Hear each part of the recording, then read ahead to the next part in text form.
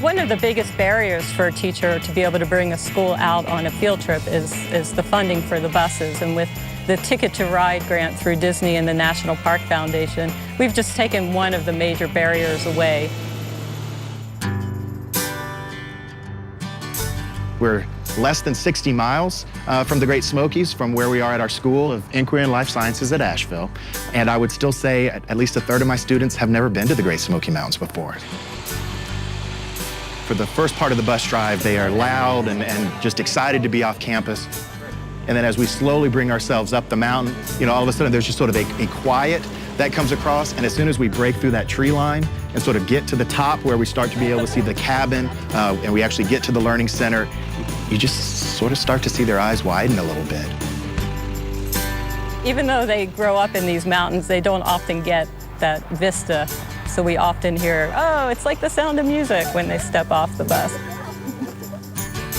For me, it's just really important, particularly as a science teacher, to not only be getting out of the classroom for science and to be collecting real data, but also to give students a little bit of an opportunity to sort of be connecting with nature and some of the outdoor topics that we spend time talking about in the classroom. What's really cool is you all actually help out with research while you're here.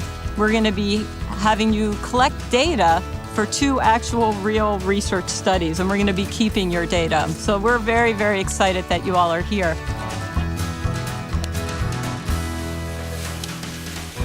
We have them.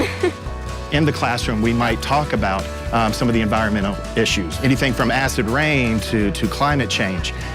But until they start to get a firsthand look at some of the things that they might be losing along the way, it's hard for them to have enough of a connection for them to care about those things. We learned about how we actually affect the environment, that pollution actually does have an effect, and it's not just the small effect that we've always thought it has, it's bigger than that.